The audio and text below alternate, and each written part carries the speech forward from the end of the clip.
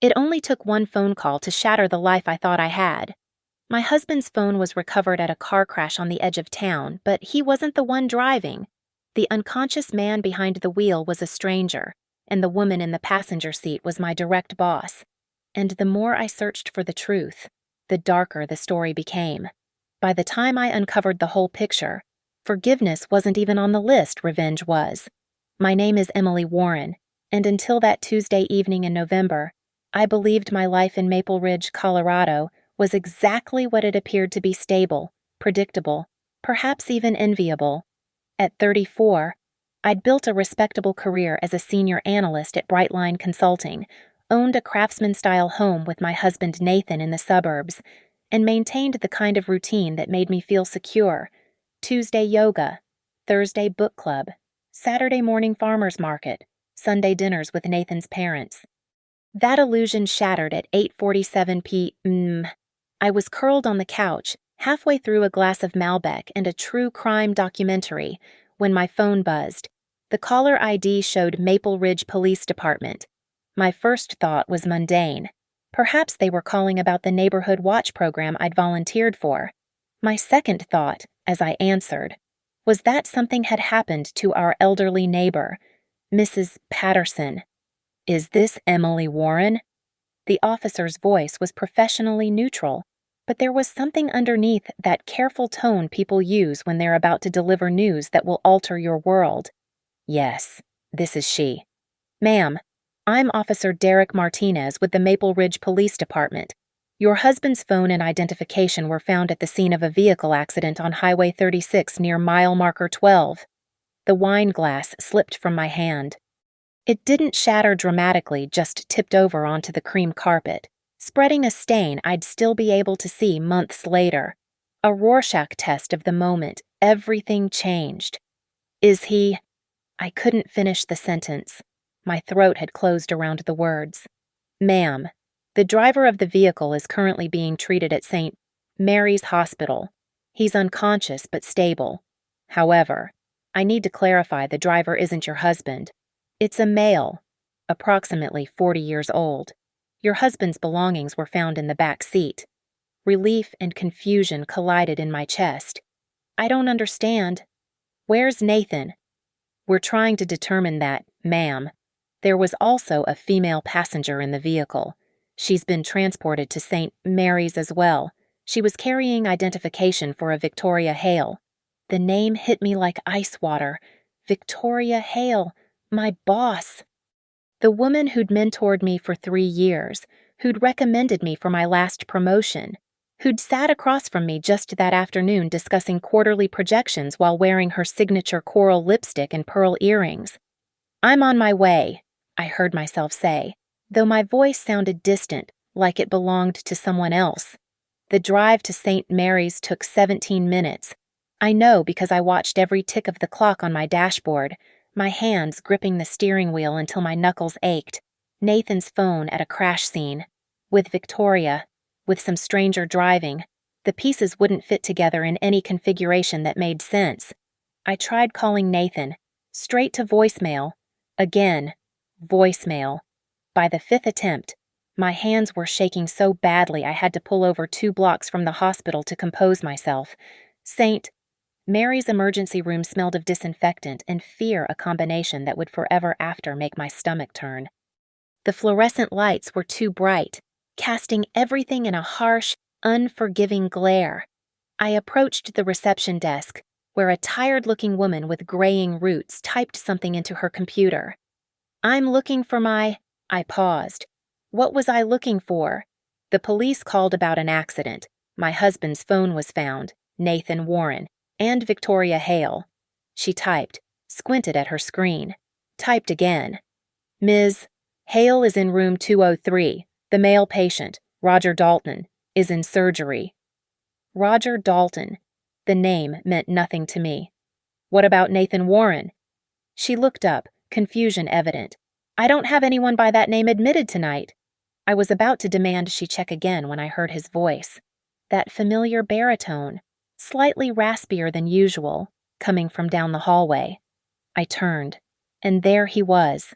Nathan, my husband of 7 years, whole and unharmed, still wearing his Tuesday golf shirt and khakis. He was talking to a nurse, gesturing with his hands the way he did when he was agitated. Nathan. He spun around, and for a split second, I saw something I'd never seen before on his face, pure, naked panic. Then his features rearranged themselves into concern. Thank God you're here. I've been trying to handle everything, but it's been crazy. Victoria's hurt, and Roger. Who's Roger? My voice came out flat, emotionless. He works with Victoria, in accounting. I think they were giving me a ride back from the client dinner when, "What client dinner?" Each word dropped between us like a stone into still water. Nathan's Adam's apple bobbed as he swallowed. "The Morrison Industries thing? You know, the one Victoria's been working on. She asked me to tag along since I know their CFO from the club." I studied my husband's face, the slight twitch near his left eye that appeared when he was nervous, the way he kept running his hand through his sandy brown hair. 7 years of marriage, and I'd thought I knew every expression, every tell, but standing there under those merciless fluorescent lights, I realized I was looking at a stranger wearing my husband's face. "Can we see her?" I asked, my voice steady despite the tremor in my hands.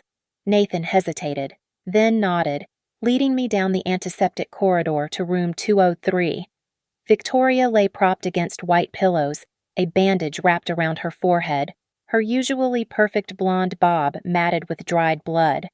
When she saw me, her eyes widened with something that looked distinctly like fear before she quickly masked it with a weak smile. "Emily," she breathed, "I'm so sorry about all this." "What happened?" I positioned myself at the foot of her bed, creating a triangle with Nathan hovering near the door and Victoria trapped in her hospital bed. The geometry felt significant somehow. "It's all a blur," Victoria said, her voice thin. "Roger was driving us back from the client dinner. Nathan left his phone in the car earlier, and we were going to drop it off at your place. Then something ran into the road, a deer. Maybe Roger swerved and—" She gestured vaguely at her bandaged head. I watched Nathan's reflection in the window behind Victoria's bed. He was nodding along, but his jaw was clenched tight. In 7 years of marriage, I'd seen that particular tension only when he was struggling to maintain a lie, like when he'd told his mother we couldn't make Easter dinner because I was sick, when really we'd double-booked ourselves with my family. "Which restaurant?" I asked conversationally. "What?" Victoria blinked. "The client dinner." "Which restaurant Morrison Industries loves that new steakhouse on Pearl Street?" "Oh, yes, that's the one." Victoria's fingers plucked at the hospital blanket. "Interesting. That steakhouse had been closed for renovations for the past 2 weeks. I knew because I'd tried to book a table for Nathan's birthday." "I should call Roger's wife," Nathan said suddenly. "Let her know what happened." "How thoughtful," I said, turning to look at him directly. "Do you have her number? I'll get it from the nurse's station." He practically fled the room, alone with Victoria. I moved closer to her bed. She'd been my mentor, my advocate, the woman who'd taught me how to navigate corporate politics with grace and steel. 3 years of lunch meetings and strategy sessions. 3 years of her telling me I deserved more, that I shouldn't settle, that I had to grab what I wanted in this world because no one would hand it to me. "How long?" I asked quietly. "Emily, I'm not stupid. Victoria, I've sat across from you in 100 meetings. I know when you're lying." I kept my voice low, controlled. "The restaurant's been closed for 2 weeks. She closed her eyes, and for a moment, I saw her age 43 years carved into the lines around her mouth, the slight sag beneath her chin that her expensive foundation usually concealed. "It's not what you think," she whispered. "Then explain it to me." But before she could answer, Nathan returned with a doctor in tow. The rest of the visit passed in a blur of medical updates and insurance information. Victoria had a mild concussion. Roger was stable but had 3 broken ribs and a punctured lung. The police would need statements from everyone once Roger woke up. We left at 11:15 p.m. Nathan drove separately, His car had been in the hospital parking lot, he explained, because he'd gotten there first to help handle things. I followed his taillights home, noting how he took the long route, avoiding our usual shortcut past the shuttered steakhouse.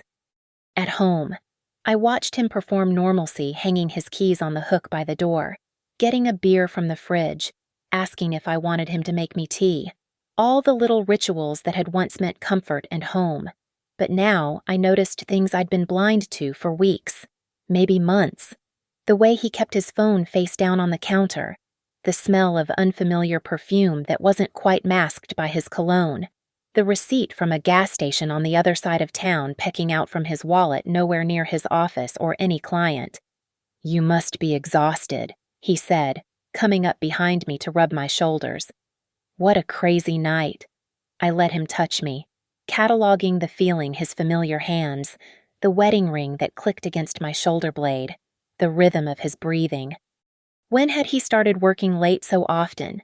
When had our Tuesday and Thursday dinners become solo affairs while he attended client meetings?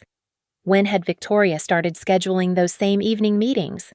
"I'm going to shower," I said, stepping away from his hands. In the bathroom. I locked the door and opened my phone. Instagram. Victoria's account was mostly professional conference photos, motivational quotes, the occasional artful coffee shot. But there, 3 weeks ago, a photo from a wine bar downtown, celebrating another successful partnership. The caption read, her hand holding a glass of Malbec, coral manicure perfect, and reflected in the wine glass, blurry but unmistakable Nathan's watch, the Omega I'd given him for our 5th anniversary. I scrolled further back, 2 months ago, a conference in Denver she'd attended. Nathan had gone fishing that same weekend with his brother, except his brother had posted photos from a Cubs game in Chicago that Saturday. No Nathan in sight. The shower ran cold by the time I emerged, my skin pink and raw from scrubbing, as if I could wash away the growing certainty that my life had been a performance, and I was the only one who hadn't known it was staged. The next morning, I arrived at Brightline Consulting at 7:30 a.m., an hour before my usual time. The office was nearly empty, just the way I needed it. I had work to do, not the kind that appeared on my performance reviews. I started with the shared calendar system. As a senior analyst, I had access to most scheduling data for resource allocation purposes. Victoria's calendar was a masterwork of color-coded meetings and client engagements. Nathan's firm, Warren Digital Solutions, appeared with surprising frequency over the past 4 months. Funny how I'd never heard about this level of collaboration between our companies before. Strategic Planning Session, WDS, every Tuesday at 6 p.m. So, Vendor Review, NW, every Thursday at 5:30 p.m. Partnership Development Workshop, monthly, always on Fridays, always marked as off-site. I cross-referenced these with Nathan's client dinners and golf meetings. They aligned perfectly. Every single one. "You're here early." I looked up to find Marcus, our IT manager, holding a cup of coffee and looking concerned. Marcus and I had started at Brightline the same year, suffering through orientation together. "Couldn't sleep?" I said truthfully. "Heard about Victoria's accident." "Yeah, crazy stuff. Roger's wife is freaking out. She called HR this morning." He paused, then added carefully, "Weird that your husband was involved. Small world." Huh. There was something in his tone, not quite suspicion, but awareness. Marcus saw everything from his IT tower, every login, every email trail, every deleted file that wasn't really deleted. Very small. I agreed. "Hey, Marcus, I'm working on the quarterly efficiency report. Could you pull the login data for after-hours office access? Just need to track overtime patterns." He studied me for a moment. "Sure. How far back?" 6 months should do it. 2 hours later, an encrypted file appeared in my inbox. The data told a story in timestamps and key card swipes. Victoria and Nathan's badges, used within minutes of each other, late evenings when the office was empty. Security footage was only kept for 30 days, but the digital breadcrumbs were enough. My phone buzzed. "Nathan, Dinner tonight I'll cook. We should talk about everything. I stared at the message, then typed back, sure. 7:30 p.m. At lunch, I was intercepted by Diane from HR. She suggested we grab sandwiches from the cafe downstairs, casual, friendly, not an official meeting at all. How are you holding up? She asked once we were seated in a corner booth. I'm fine. Why? Well, with Victoria's accident and your husband being there, she trailed off meaningfully. It was a strange coincidence, I said, taking a bite of my turkey club. Emily. Diane leaned forward. We've known each other for 3 years. You reviewed my son's college essays. I'm not here as HR right now. I'm here as your friend. I set down my sandwich. What are you really asking? Diane. Mark from accounting mentioned seeing Victoria and Nathan at Rosario's last month, during the conference you were at in Seattle. They seemed close. Rosario's, the Italian place with the intimate booths and dim lighting. The place Nathan claimed to hate because they put too much garlic in everything.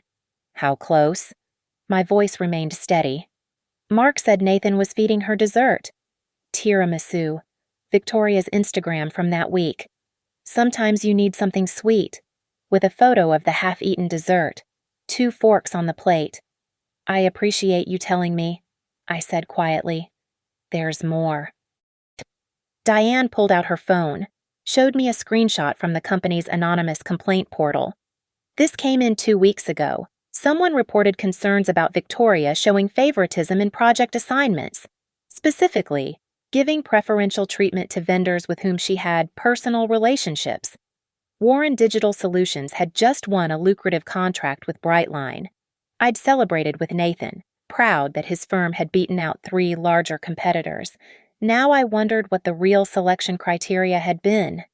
That afternoon, Victoria called me into her office.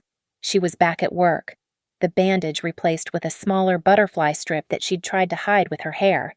Emily, about last night. Which part? I interrupted. The fictional client dinner, the accident that conveniently destroyed any evidence of where you were actually going, or the fact that my husband's phone somehow ended up in Roger's car. She flinched. I want to explain. No. What you want is to make sure I don't go to HR, or to the CEO, or to your husband. I watched the color drain from her face at that last one. Yes, Victoria. I know you're married. Richard, right. The investment banker who travels 3 weeks out of every month.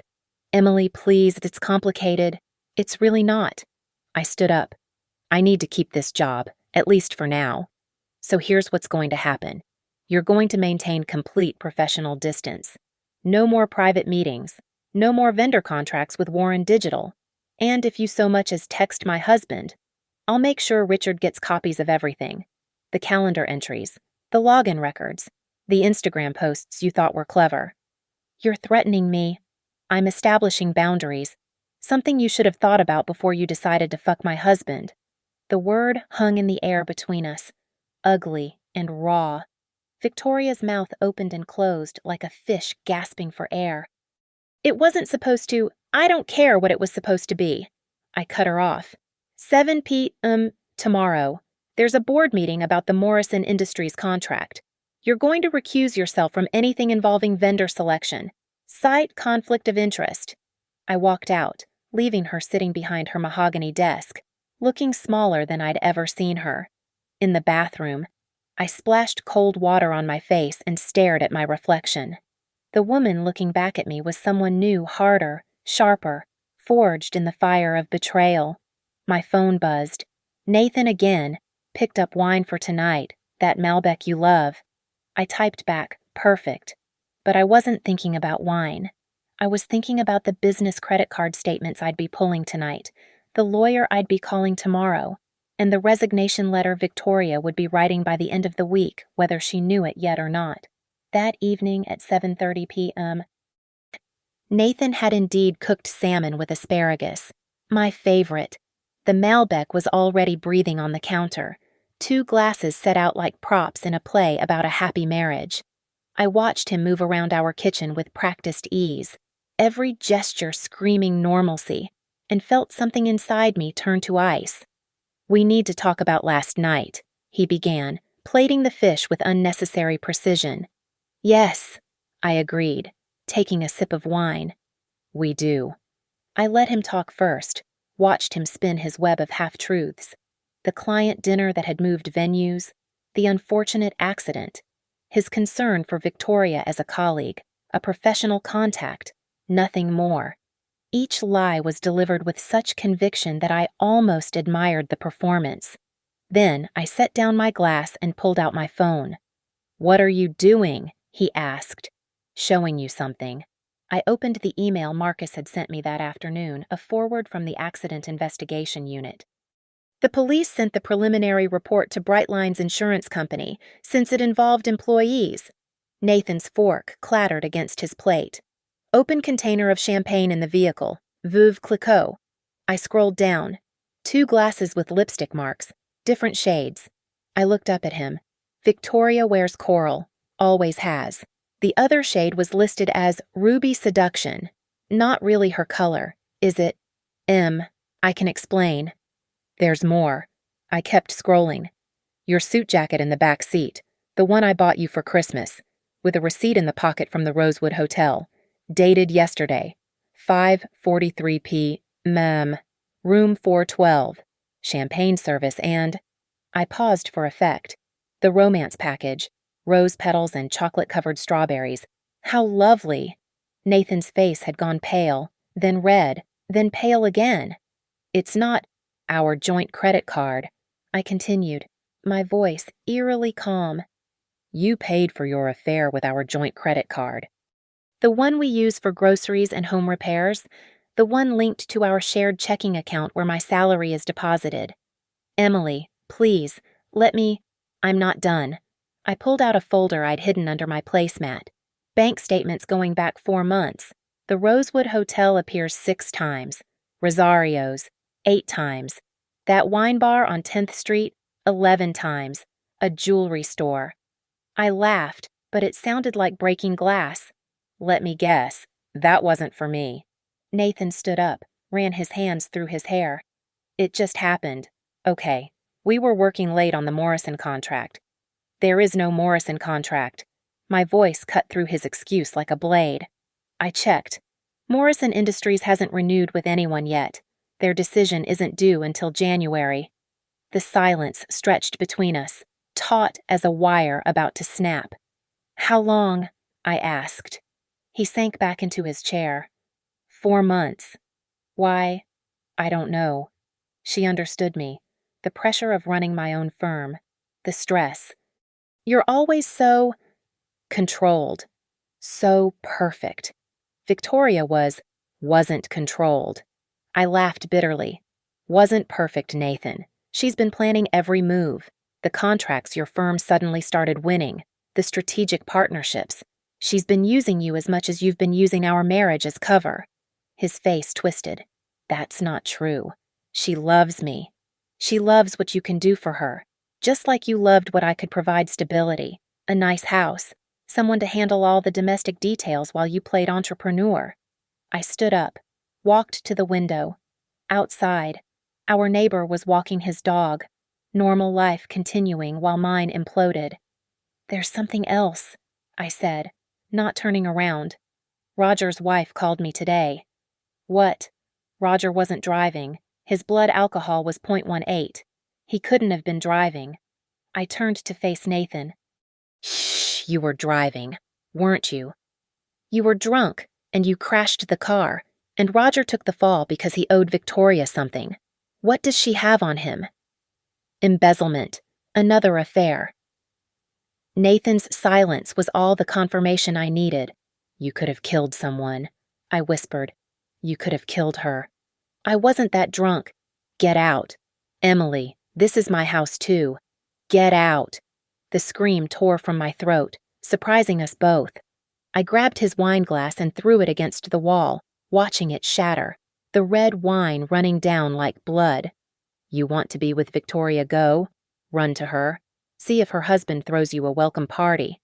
"You're being irrational." "I'm being irrational." I laughed, high and sharp. You've been fucking my boss for 4 months, nearly killed 3 people driving drunk, committed insurance fraud, and used our shared money to pay for it all. But I'm irrational. Nathan stood there, his mouth opening and closing, looking for words that might fix this. But there were none. We both knew it. I want you gone tonight, I said, my voice dropping back to deadly calm. Take what you need for a week. We'll sort out the rest through lawyers. Lawyers, Emily. Come on. We can work this out. No. The word was final. Absolute. You didn't just cheat. Nathan, you humiliated me. You made me look like a fool at my own workplace. You risked my career, my reputation, everything I've worked for.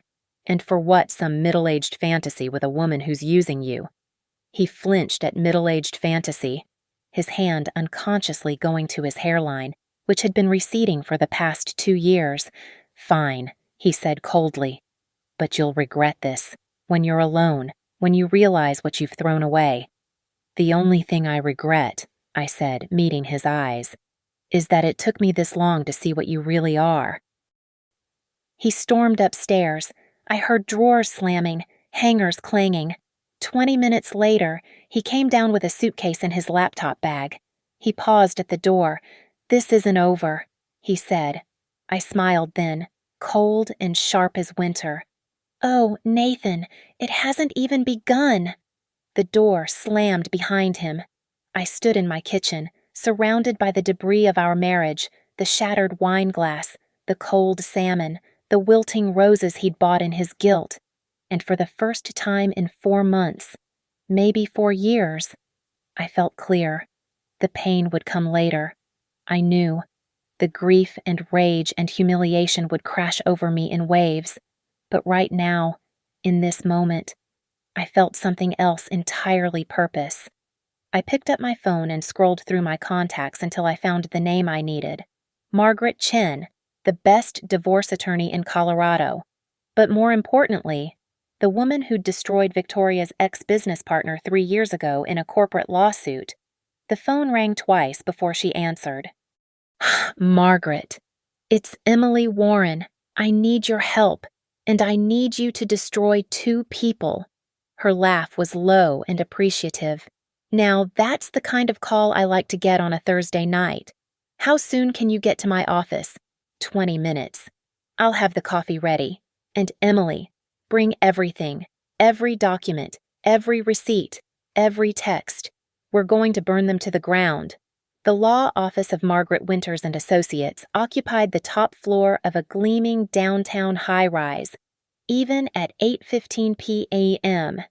The place hummed with activity. Associates bent over documents, paralegals wheeling boxes of evidence, the machinery of justice grinding away. Margaret herself was waiting in her corner office, a shark in a perfectly tailored Armani suit. Emily, she said, gesturing to the leather chairs across from her massive desk, tell me everything. For the next 2 hours, I laid out the whole sordid story while Margaret took notes in her precise handwriting. She never interrupted, only nodded occasionally, her eyes sharp as a blade. When I finished, she leaned back and smiled the kind of smile that probably terrified opposing counsel. The DUI cover-up alone could destroy them both, she said. But we're going to be more thorough than that. First, we need to protect your assets. Tomorrow morning, 9 sharp, you're going to the bank to open new accounts in your name only. Move half of everything you're entitled to, document every transaction. What about my job? That's phase 2. We're going to make Victoria radioactive. No company will touch her when we're done. Margaret pulled out a legal pad. Here's what you're going to do. Over the next week, I became a detective, a spy, an archivist of betrayal. Every morning, I arrived at the office early, copying files, downloading emails, documenting everything. Marcus in IT became my silent ally, ensuring my access logs were clean while preserving everything I needed. The evidence was damning. Victoria had been steering contracts to Nathan's firm in exchange for kickbacks disguised as consultation fees. The amounts were substantial, nearly $200,000 over 4 months. It was embezzlement, pure and simple. But I needed more. I needed the kind of evidence that would destroy them personally, not just professionally. That's when Roger's wife, Denise, called me. "I know he wasn't driving," she said without preamble when I answered. "Roger's been in AA for 3 years. He hasn't touched a drop." We met at a coffee shop downtown, 2 women united by betrayal. Denise was older than I'd expected, mid-50s with silver hair and tired eyes. "Roger owed Victoria," she explained, stirring her latte. "She caught him using the company credit card for personal expenses 2 years ago. Nothing major, maybe $5,000 total. He was desperate.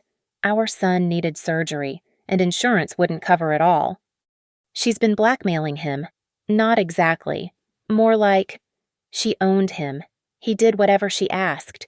Stayed late to fix her reports, covered for her absences, and now this taking the fall for a DUI. Would he testify to that?" Denise met my eyes. "If you can guarantee Victoria goes down, yes.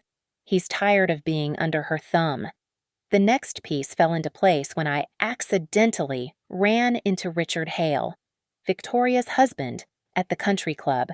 Nathan had maintained our membership there, probably for his meetings with Victoria, but the irony of using it for reconnaissance wasn't lost on me.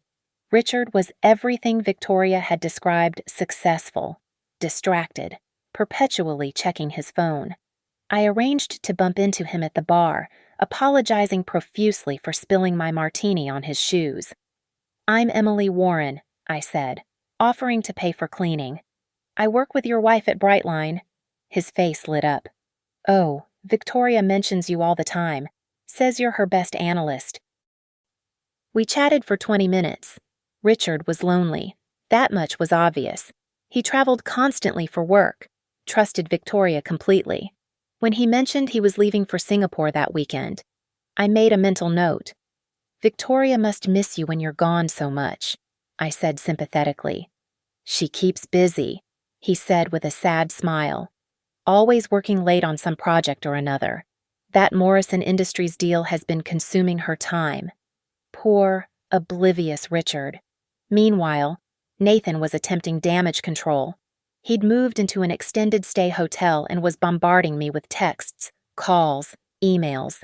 They ran the gamut from apologetic to angry to desperate. "Please talk to me. This is insane. You're throwing away 7 years. Victoria means nothing. I'll do counseling. You vindictive bitch. I love you." I documented every message, every voicemail.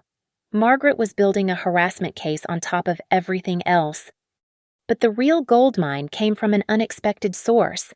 Julie from accounting approached me at lunch on Friday, looking nervous. "I probably shouldn't tell you this," she began, then pulled out her phone. "But I was at the Rosewood Hotel last month for my anniversary. I saw them." She showed me a video, just 10 seconds, shot discreetly as she walked past. Nathan and Victoria in the lobby, kissing passionately, his hand sliding up her thigh. The timestamp showed 3:45 p.m. on a Wednesday when Nathan was supposedly in Denver for a client meeting and Victoria was allegedly at a leadership workshop. "I didn't know he was your husband then," Julie apologized. "I only put it together after the accident." "Can you send me that?" I asked calmly, though my heart was racing. Already did. That weekend, I refined my plan. Margaret had given me the legal framework, but I wanted more than a favorable divorce settlement and Victoria's termination. I wanted them to feel what I felt: the public humiliation, the professional destruction, the complete unraveling of everything they'd built. The company's annual board meeting was in 2 weeks. All senior staff would present their department's performances, with major clients and stakeholders in attendance. It was Victoria's biggest stage of the year, where she typically shone. This year would be different. I created a presentation of my own, not about quarterly projections or efficiency metrics, but about corporate malfeasance, embezzlement, and conduct unbecoming of leadership. Every slide was backed by evidence emails, bank records, security footage, witness statements. On Sunday night, I sat in my empty house, surrounded by boxes of evidence, legal papers, and the ruins of my old life. Tomorrow would begin the final phase. Tomorrow, I would stop being the victim and become the architect of their destruction. My phone buzzed. Nathan again. Can we please just talk? I'm begging you. I typed back, "We'll talk soon," in front of everyone who matters. Then I blocked his number and poured myself a glass of wine, not Malbec. Never Malbec again. As I sipped a nice Pinot Noir, I pulled up the email I'd drafted to the entire board of directors, scheduled to send Monday morning at 8 a.m. The subject line was simple: urgent ethics violation and financial misconduct evidence enclosed. Attached were 43 documents that would end Victoria's career and Nathan's business in one swift stroke. The grand ballroom at the Meridian Hotel was packed with 200 of Colorado's business elite. The annual Brightline stakeholder meeting was the kind of event that made it into the business section of the Denver Post CEOs, investors, major clients, all gathered to celebrate another successful year. Victoria stood at the podium in her power suit, a cream-colored ensemble that probably cost more than most people's monthly mortgage, delivering her departmental overview with practiced confidence. Our strategic partnerships have yielded a 37% increase in revenue this quarter, she announced, clicking through her slides. Particularly noteworthy is our collaboration with emerging tech firms, including Warren Digital Solutions. I sat at the analyst table, my expression neutral, my hands steady on my laptop. I'd dressed carefully that morning, my best black suit, the one that made me look like I meant business. The one I'd worn to my last promotion interview when Victoria had coached me on executive presence. She continued her presentation, highlighting the Morrison Industries pursuit, the innovative vendor relationships she'd cultivated. The board members nodded approvingly. CEO Robert Steinberg actually smiled, a rare occurrence. "Are there any questions before we move to the forecast?" Victoria asked, scanning the room with the confidence of someone who never expected challenge. I stood up. "I have a question," I said, my voice carrying across the ballroom. Victoria's smile flickered but held. "Of course, Emily. Go ahead. Could you explain the selection criteria for the Warren Digital Solutions contract? Specifically, how they beat out 3 larger firms with better track records?" A murmur rippled through the room. Nathan, sitting at the vendor table, went rigid.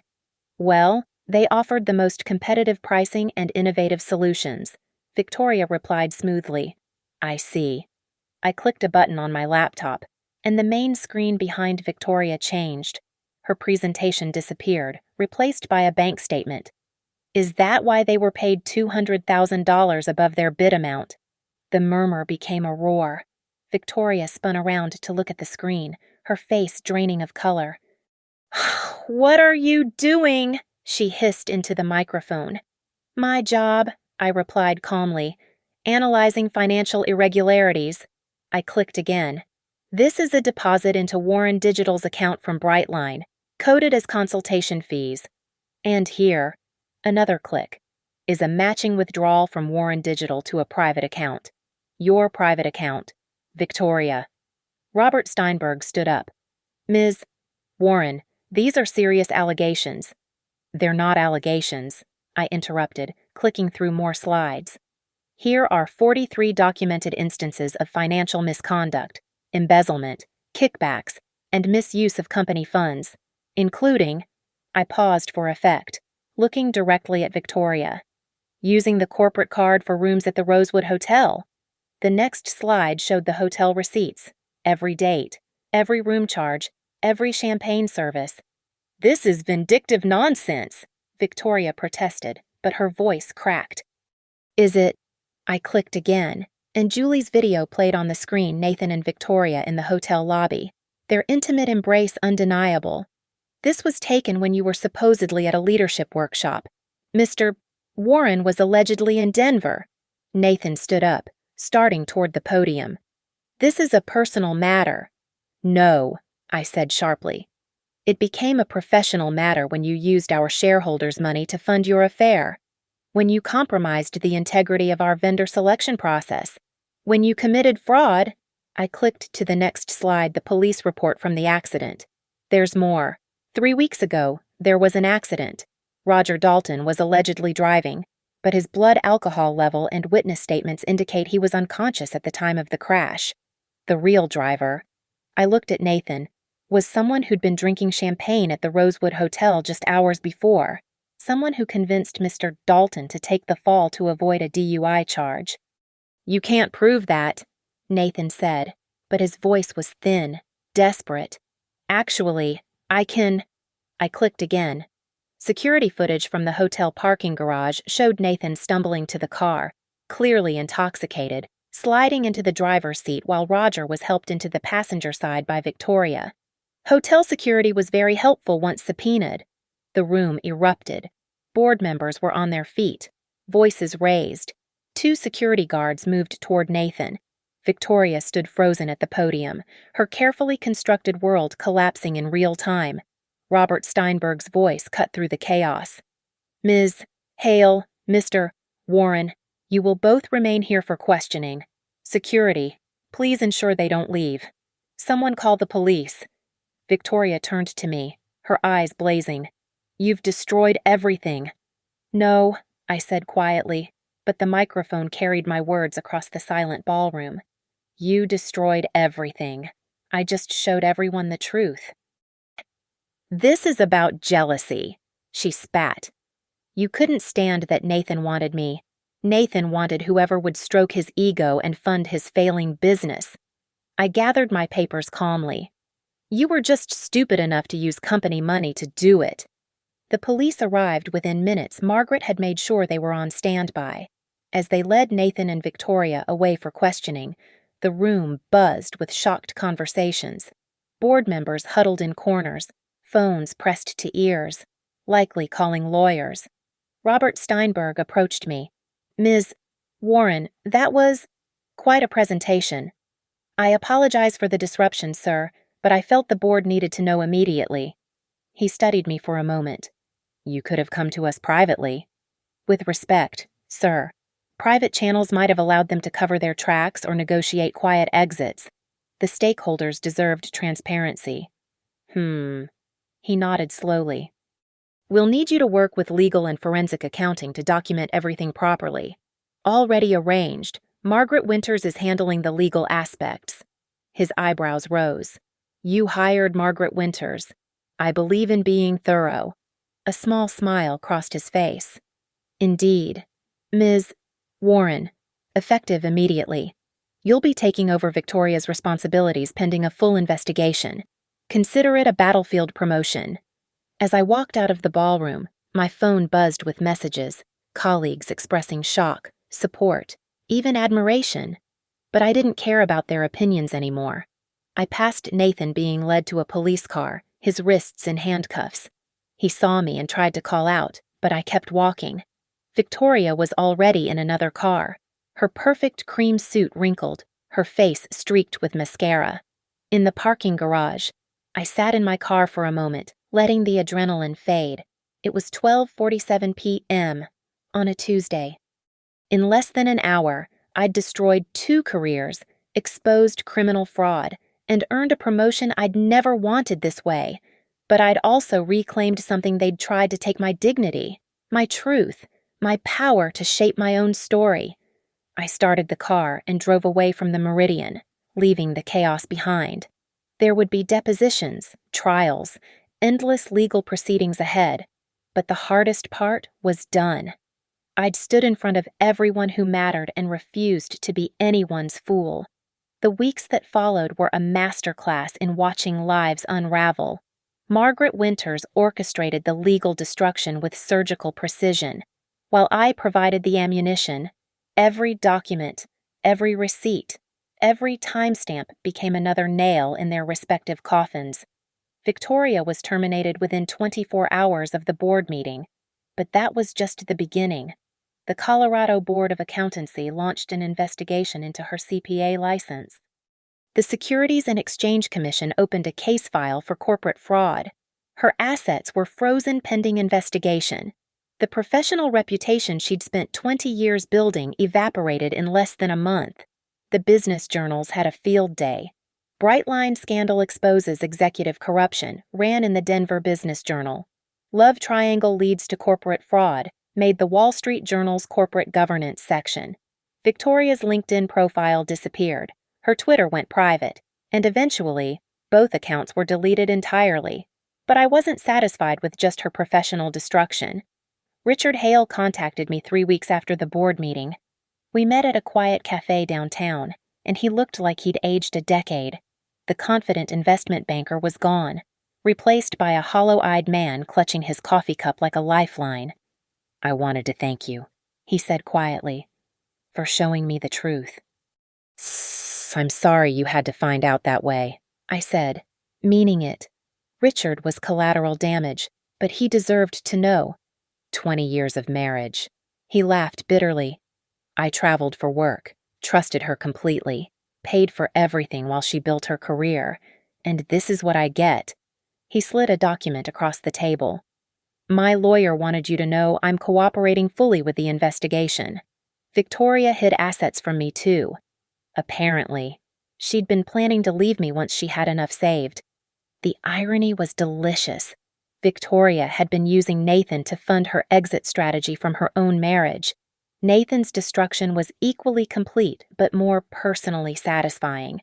Warren Digital Solutions lost every contract within a month. Clients fled from the toxicity of association. His business partner, who I'd always liked, bought out Nathan's share for pennies on the dollar just to salvage something from the wreckage. The criminal charges were the real beauty, though. DUI with injury, conspiracy to commit insurance fraud, filing false police reports, and bribing a witness. Roger Dalton, finally free from Victoria's blackmail, sang like a canary to the prosecutors. He got probation in exchange for his testimony. Nathan got 18 months in minimum security prison and 5 years probation. But before all that, before the trial and sentencing, there was the divorce. Margaret had been vicious. She used Colorado's fault-based divorce laws to their fullest extent. Nathan's infidelity, his financial misconduct, the emotional distress, everything became leverage. The house, the investments, the retirement accounts. I got 85% of everything. Nathan was left with his clothes, his car, and the debt from his failing business. The final divorce hearing was on a Thursday at 2:30 p.m. Nathan looked gaunt, his designer suits replaced by an ill-fitting department store special. His lawyer was a public defender, all he could afford after his assets were frozen. "Ms.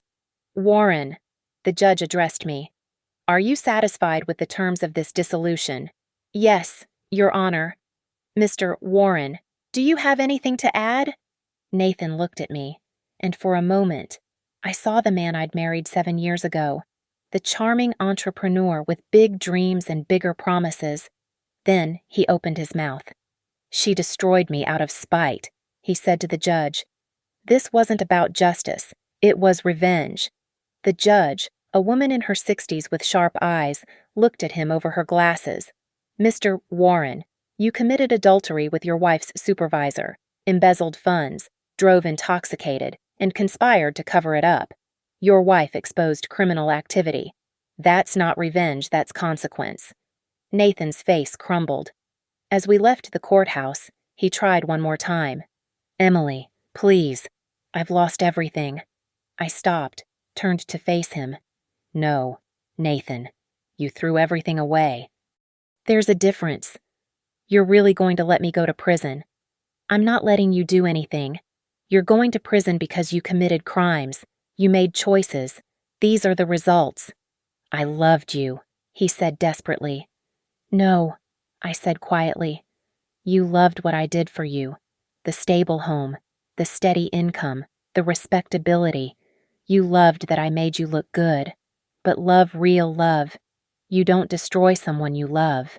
His lawyer tugged at his arm, pulling him away. That was the last time I saw Nathan as a free man. 2 months later, I watched from the gallery as he was sentenced. Victoria was there too, awaiting her own sentencing for the fraud charges. They didn't look at each other. Victoria got 8 months and 3 years probation, plus restitution to Brightline of $300,000. Her accounting license was permanently revoked. Last I heard, she was working as a bookkeeper for a small plumbing company in Nebraska, where her sister lived. Richard had taken everything in their divorce. The district attorney called me after the sentencing. "Ms. Warren, I wanted to thank you. Your documentation made this case airtight." "Just doing my civic duty," I replied. "Still," she said, "it couldn't have been easy, testifying against your husband." "Ex-husband," I corrected. "And it was the easiest thing I've ever done." That night, I had dinner with Margaret to celebrate the conclusion of all legal matters. "You know," she said over wine, "in 30 years of practice, I've rarely seen someone execute revenge so perfectly. You didn't just win, you obliterated them." "They obliterated themselves," I corrected. "I just made sure everyone could see it." "What now?" she asked. "Now I rebuild, my way, without anyone else's shadows or lies." She raised her glass. "To Emily Warren, who took no prisoners." "To Emily Warren," I agreed, "who took everything else."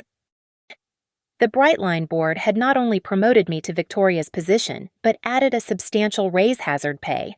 Robert Steinberg had called it with a wry smile. I'd also received a quiet settlement from the company to avoid any potential lawsuit for hostile work environment. It was enough to buy Nathan out of the house and redecorate every room, erasing any trace of our life together. Roger and Denise Dalton sent me a thank you card. He'd gotten his job back after testifying, his reputation restored. They were moving to Florida, starting fresh. Even Julie from accounting, who'd provided the video, got a promotion. She was now managing the forensic accounting team created in the wake of the scandal. Everyone who'd stood with me had risen. Everyone who'd betrayed me had fallen. It was almost poetic. The first snow of winter was falling as I left the office on a Friday evening, 6 months after that phone call had shattered my old life. The flakes drifted down like ash from a burned bridge, covering Maple Ridge in a clean, white blanket that made everything look new. I walked to my car, a new BMW I'd bought myself after the divorce settlement cleared. Because why not? And stood for a moment in the parking garage, remembering another night in another garage, watching security footage of my husband stumbling drunk toward a car. That woman felt like a stranger now.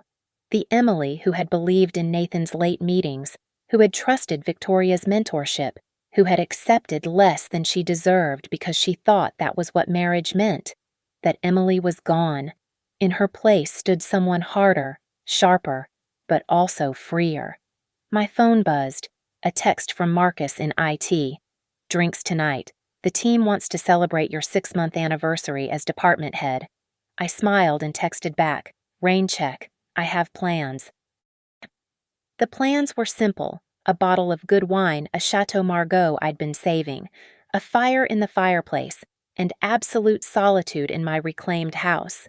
Every room had been repainted, every piece of furniture that held memories replaced. The only thing I'd kept was my grandmother's china cabinet, because some histories were worth preserving. As I drove through the snowy streets, I passed the Rosewood Hotel. They'd changed their name to the Marquis after the scandal, trying to distance themselves from the publicity. It didn't matter. Every time I drove by, I felt nothing. Not anger, not pain, just a cool satisfaction that justice had been served at exactly the right temperature. At home, I poured the wine and stood at my living room window, watching the snow fall heavier now. The neighborhood was quiet, peaceful. Mrs. de Patterson next door had brought me cookies yesterday, mentioning how much happier I looked these days. "Like you've lost a weight," she'd said, and then blushed, realizing how that sounded. But she was right. I had lost a weight about 180 pounds of lying, cheating husband, and the additional burden of a toxic boss who'd smiled to my face while betraying everything I'd worked for. My phone rang. Unknown number. I almost didn't answer, but curiosity won. "Emily." The voice was tentative, broken. "Victoria." I said nothing, waiting. "I know you probably don't want to hear from me." "You're right," I said. "I don't. I just wanted to say, I'm sorry. For everything. I destroyed my life, my marriage, my career, and I hurt you in ways that were unforgivable." "Yes," I agreed. "You did. I'm in therapy now," she continued, trying to understand why I did it, why I threw away everything for something that wasn't even real. I could have been cruel, could have twisted the knife, reminded her of every humiliation, every betrayal. The old Emily might have stayed silent, too polite to voice her true feelings, but this Emily, she had better things to do. "Victoria," I said calmly, "I don't care about your therapy or your apologies or your journey of self-discovery. You made choices. You faced consequences. That's the end of our story." "I understand," she whispered. "Good. Don't call again." I hung up and immediately blocked the number. Then I did something I'd been postponing for 6 months. I deleted every photo of Nathan from my phone, my computer, my cloud storage. 7 years erased in 7 minutes. It felt like exorcism. The doorbell rang. I wasn't expecting anyone. But when I opened it, Diane from HR stood there with a bottle of champagne and a knowing smile. "I know you said you had plans," she said, "but nobody should drink alone after winning this completely." I laughed and let her in. We sat by the fire, and she told me the latest office gossip, how the new ethical guidelines were being called the Warren Protocols, how the company stock had actually risen after the scandal because investors appreciated the transparency and quick action. "You saved Brightline," Diane said. "Robert Steinberg told the board you showed more leadership in that boardroom than Victoria had in 5 years." "I just told the truth," I said. "No," Diane corrected. "You weaponized the truth. There's a difference. And it was magnificent." After she left, I took a long, hot bath, letting the heat sink into my bones. Tomorrow, I had a conference in Denver, my first as department head. Sunday, I was having brunch with my sister, who'd flown in from Portland to celebrate my new life, as she called it. Next month, I was taking a vacation to Italy, alone, because I could and because I wanted to. The snow had stopped when I finally went to bed. Through my bedroom window, I could see the moon reflecting off the fresh white coating that covered everything: the trees, the streets, the past. It was beautiful in its blankness, its promise of new beginnings. I thought about Nathan in his prison cell, about Victoria in her tiny Nebraska apartment, about the version of myself who would have forgiven them both because that's what good women do. That woman was buried deeper than the snow, and I felt no urge to resurrect her. As I closed my eyes, one last thought drifted through my mind, not about revenge or justice or even satisfaction. It was simpler than that I had won. Not just the divorce or the legal battles or the professional advancement. I had won myself back. I had refused to be diminished by their choices, refused to let their betrayal define my worth. I had taken the worst thing that ever happened to me and transformed it into the moment I became exactly who I was meant to be. The last thing I remembered before sleep took me was the feeling of my own heartbeat, steady, strong, uncompromised. I was Emily Warren.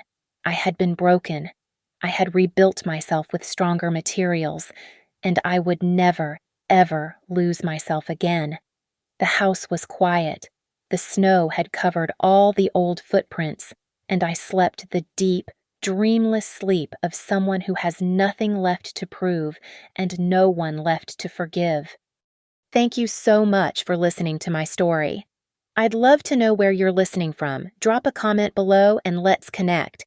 If this story resonated with you, please subscribe to the channel and share your thoughts. Your experiences and perspectives make this community special. Until next time, remember, you deserve someone who chooses you every single day.